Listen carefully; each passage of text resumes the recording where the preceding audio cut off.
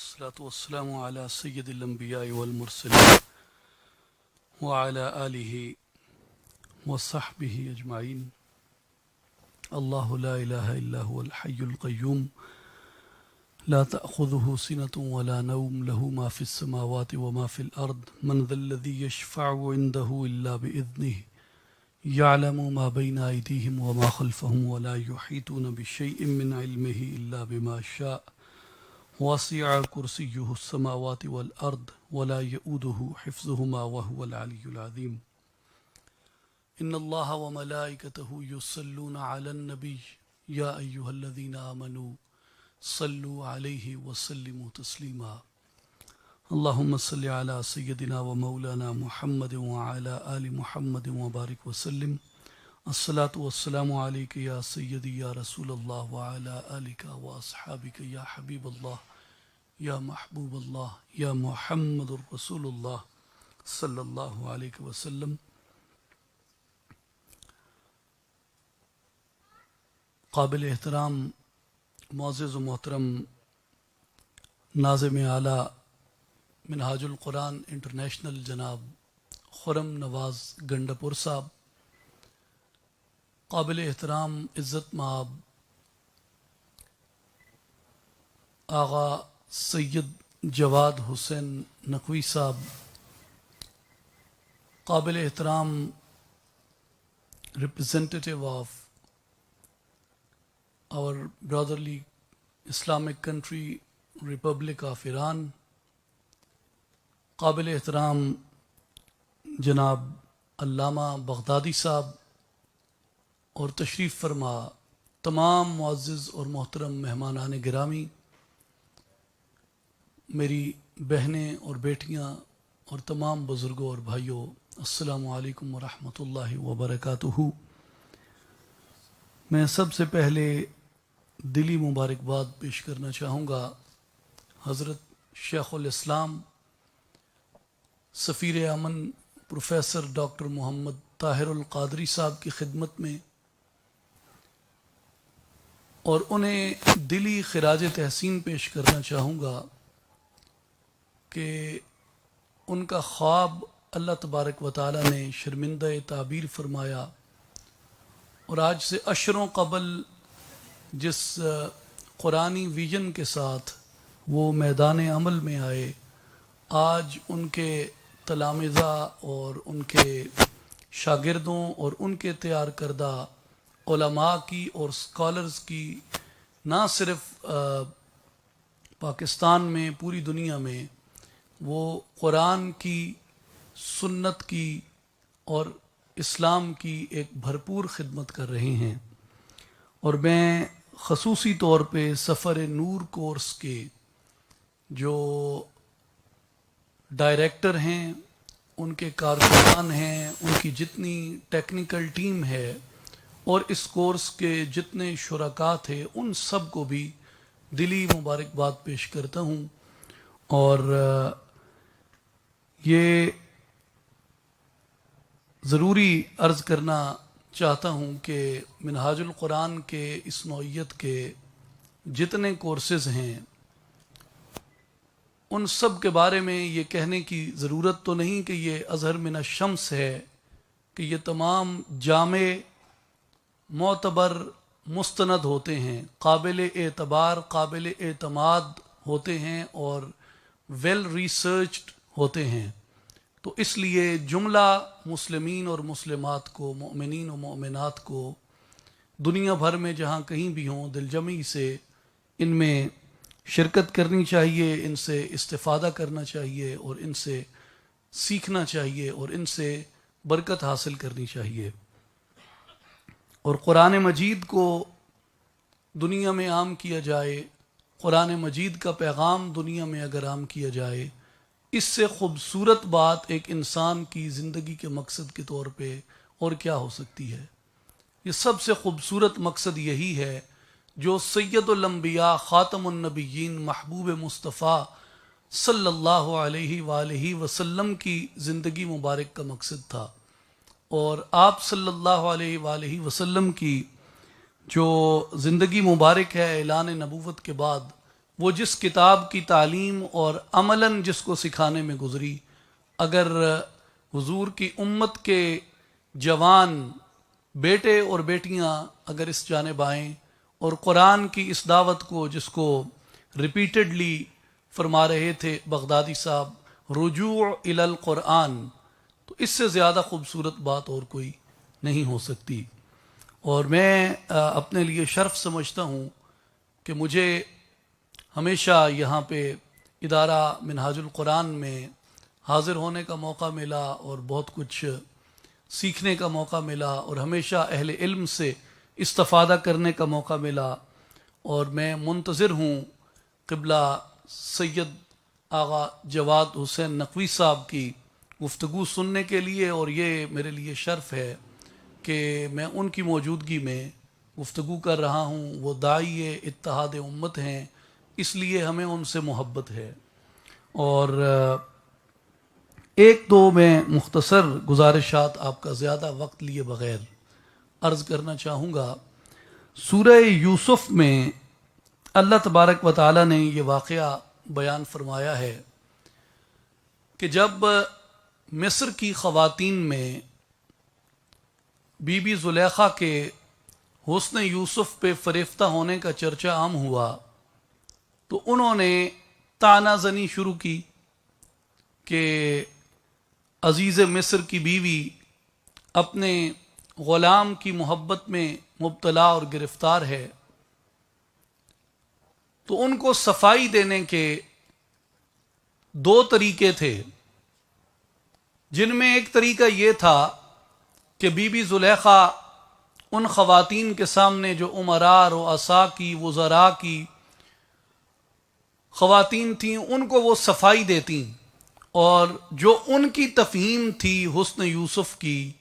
جس تجلی سے وہ مسحور تھیں اور جس تجلی میں وہ گرفتار تھیں، اس کو اپنی زبان، اپنے الفاظ، اپنے انداز اور اپنی جو ان کا ذخیرہ الفاظ تھا اس سے ان کے سامنے بیان کرتی۔ لیکن انہوں نے اس کے برعکس ایک دوسرا میتھڈ اختیار کیا، اور وہ میتھڈ انہوں نے یہ اختیار کیا کہ جو خواتین تھیں ان کی ایک دعوت کا انعقاد کیا اور ان کو حضرت یوسف علیہ السلام کا حسن دکھانے کا اہتمام کیا۔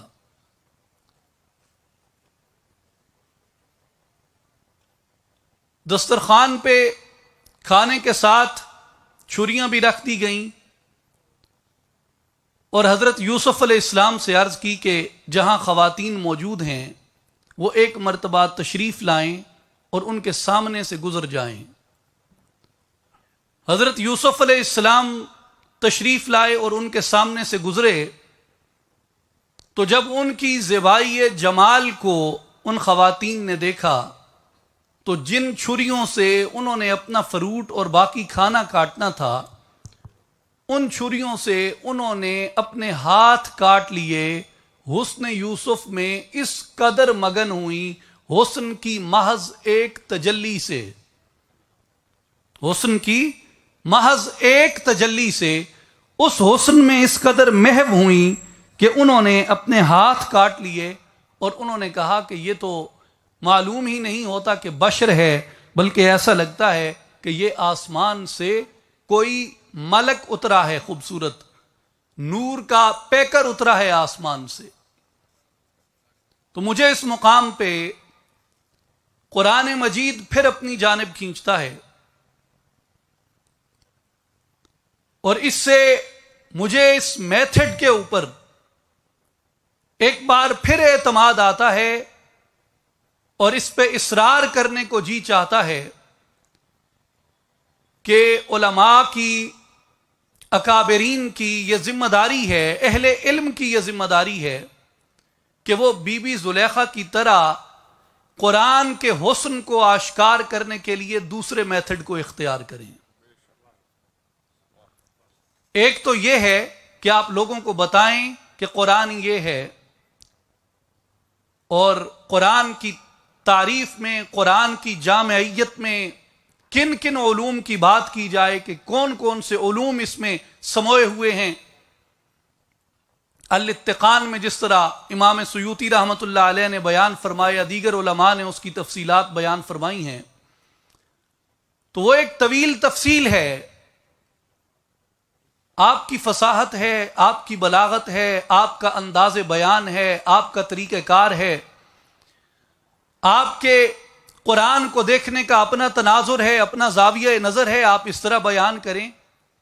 اور عین ممکن ہے کہ سننے والا اس میں آپ کی کسی بات کو مبالغہ آرائی سمجھ لے،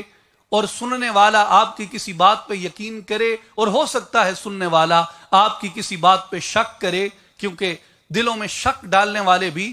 موجود ہیں، قرآن مجید بیان کرتا ہے. تو جو دوسرا میتھڈ ہے وہ یہ ہے کہ حسن یوسف کو متلاشیوں کے سامنے آشکار کر دیا جائے، اور قرآن مجید کے اندر یہ قوت ہے کہ جو ایک مرتبہ قرآن مجید کے حسن کو خود اتر کے دیکھتا ہے، بے نقاب دیکھتا ہے قرآن مجید کو، اس کے بعد وہ زندگی بھر اپنے دل کو محبت قرآن سے آزاد نہیں کر سکتا، وہ اس نور کی تجلی کے اندر کھو جاتا ہے. مجھے یہ میتھڈ اس لیے بہت پسند ہے، اور میں یہ عرض کرنا چاہوں گا کہ علامہ اقبال رحمۃ اللہ علیہ نے ایک اور بڑی خوبصورت بات فرمائی جو ان کی بڑی شہرہ آفاق اور معرکۃ الآراء نظم ہے، خطاب بجوانان اسلام. کبھی اے نوجوان مسلم تدبر بھی کیا تو نے، وہ کیا گردوں تھا تو جس کا ہے ایک ٹوٹا ہوا تارا، تجھے پالا ہے اس تہذیب نے آغوش محبت میں، کچل ڈالا تھا جس نے پاؤں میں تاج سرے دارا، اگر چاہوں تو نقشہ کھینچ کر الفاظ میں رکھ دوں، مگر تیرے تخیل سے فزوں تر ہے وہ نظارہ، وہ اپنے علم کے موتی کتابیں اپنے آبا کی، جو دیکھیں ان کو یورپ میں تو دل ہوتا ہے سی پارا، گنوا دی ہم نے جو اسلاف سے میراث پائی تھی، سریا سے زمیں پر آسمان نے ہم کو دے مارا. اور اس کے اختتام پہ حضرت علامہ نے تضمین کے طور پہ شعر شامل کیا ملا غنی کاشمیری کا کہ غنی روز سیاہ پیر کنارا تماشا کن، کہ نور دیدہ اش روشن کند چشم زلیخا را. اس کا سادہ ترجمہ یہ ہے کہ غنی پیر کنا یعنی یعقوب علیہ السلام کی قسمت کا احوال دیکھو کہ نور دیداش، ان کی آنکھوں کا نور، روشن کند چشم زلیخا را، ان کی بینائی لے کے زلیخا کی آنکھوں کو بینائی بخشتا ہے. یہاں اس مقام پہ اس کی تضمین، اس کو تضمین کے بطور لانے کا جو علامہ کا مدعا تھا وہ بڑا خوبصورت ہے اور بڑا لطیف ہے، اور وہ یہ ہے کہ اقبال کے نزدیک آپ نے اب سارا واقعہ آپ کی نظر میں ہے، حضرت یعقوب علیہ السلام کا اور بی بی زلیخا کا، اور ان کا شباب لوٹ آنا، اور بی بی زلیخا کا شباب لوٹ آنا، اور یعقوب علیہ السلام کی بینائی کا چلا جانا. تو یوسف حسن کا استعارہ ہیں علیہ السلام، ہزار بار سلامتی ہو ان پہ اور یعقوب علیہ السلام پہ. یوسف علیہ السلام حسن کا استعارہ ہیں، اور اگر حسن یوسف حضرت یعقوب کی گود میں ہے تو ان کی آنکھیں منور ہیں، اور اگر حسن یوسف بی بی زلیخا کے پاس ہے تو ان کا شباب لوٹ آتا ہے، ان کی جاتی ہوئی بینائی آ جاتی ہے. تو اقبال کے نزدیک حسن یوسف سے مراد علم ہے، حسن یوسف سے مراد علم ہے، اور یعقوب علیہ السلام سے مراد وہ اسلام کی عظمت رفتہ لیتے ہیں، اور بی بی زلیخا سے مراد وہ تہذیب لیتے ہیں جس کا انہوں نے پیچھے ذکر کیا کہ جو دیکھیں ان کو یورپ میں تو دل ہوتا ہے سی پارا. گویا وہ کہنا یہ چاہتے ہیں کہ جہاں علم ہوگا وہاں بینائی بھی ہوگی، وہاں شباب بھی ہوگا. جہاں علم ہوگا وہاں بینائی بھی ہوگی، وہاں شباب بھی ہوگا. جہاں سے علم رخصت ہو گیا وہاں سے شباب رخصت ہو گیا، وہاں سے بصیرت رخصت ہو گئی. اس لیے حسن یوسف سے دوسری بات ہمیں یہ سمجھنی چاہیے کہ اگر اس قوم کے نصیب میں، اس قوم کے جوانوں اور بوڑھوں کے دلوں میں، بیٹیوں اور بیٹوں کے دلوں میں، خواتین اور مردوں کے دلوں میں اگر نور قرآن چمک اور دمک رہا ہوگا، اپنی روشنی بکھیر رہا ہوگا، تو اس کا مطلب یہ ہے کہ اس قوم میں شباب بھی ہے، اس قوم میں بصیرت بھی ہے۔ اگر نور قرآن سے اس قوم کے قلوب و اذہان اگر منور نہیں ہیں تو پھر نہ شباب ہے اور نہ بصیرت ہے۔ اور میں آخری جو بات عرض کرنا چاہتا ہوں وہ یہ کہ قرآن اپنے آپ کو خود منوانا جانتا ہے۔ مجھے چند دن پہلے، بلکہ چند ماہ ہوئے، ایک جاننے والے جو بڑا طویل عرصہ لاس اینجلس میں رہے، انہوں نے مجھے بتایا کہ میں ایک لیبارٹری ٹیسٹ کے لیے ایک لیبارٹری میں گیا اور ایک بلیک ریسیپشنسٹ بیٹھے تھے ریسیپشن پہ، تو ان کے ساتھ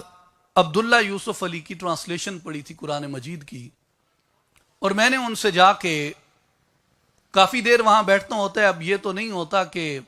ڈاکٹر صاحب تو میرا ٹائم ذرا جلدی لینا، ادھر تو 4 گھنٹے بھی آپ کو بیٹھنا پڑ سکتا ہے قطار میں، تو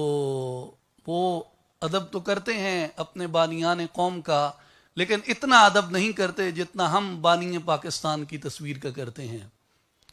تو انہوں نے 3-4 گھنٹے بیٹھنا تھا، تو اس میں انہوں نے جا کے ریسیپشنسٹ سے کہا، ویسے سلسلہ کلام بڑھانے کے لیے، کہ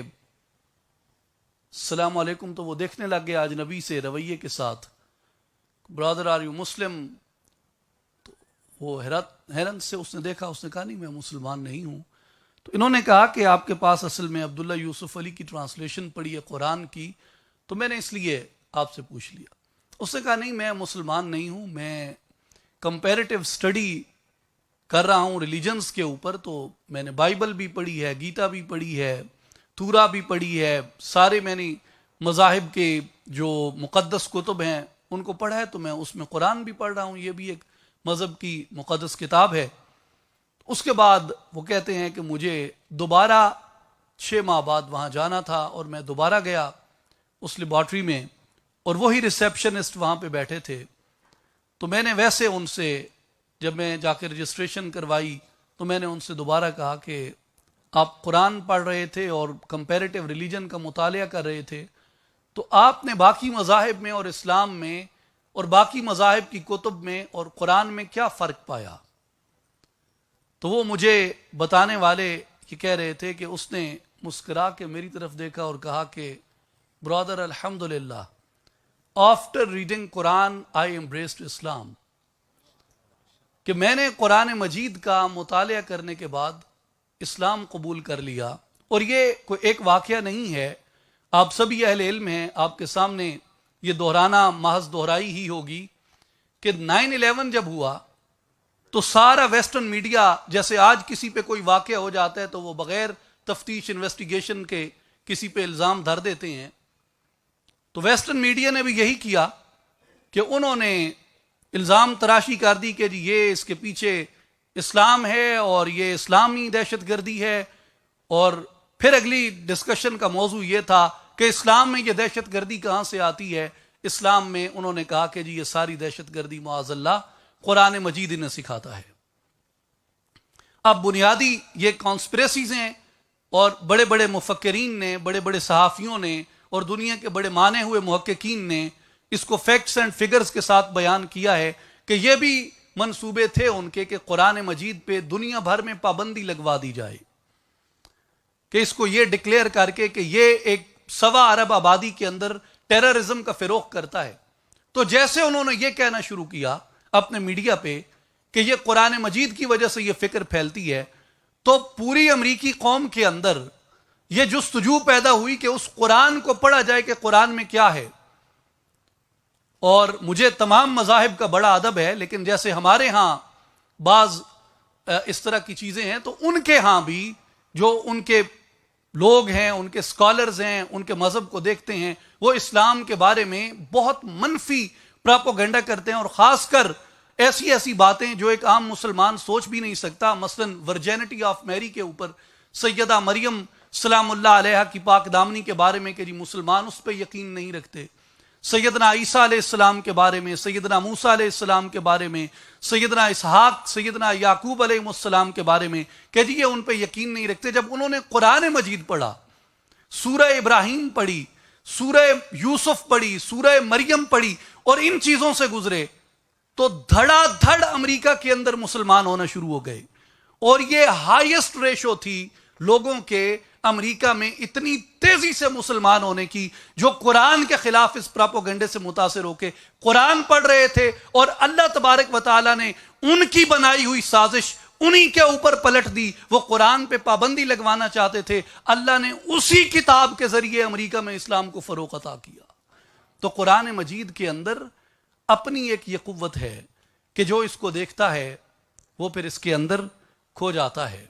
تو میں بار دیگر ہدیہ تبریک پیش کرتا ہوں تحریک منہاج القرآن کے تمام تحریکی ساتھیوں کو، حضرت شیخ الاسلام زیدہ مجدہ کو، اور خاص طور پہ ڈائریکٹر جو سفر نور کورس کے ہیں ان کو، اور دعا گو ہوں کہ اللہ تبارک و تعالی آپ کی کاوشوں کو، آپ کی مساعی کو اپنی بارگاہ میں قبول اور منظور فرمائے، اور ہمیں یہ توفیق عطا فرمائے کہ ہم قرآن مجید کے نور سے اپنے سینوں کو منور کرتے رہیں. وآخر دعوانا ان الحمد للہ رب العالمین.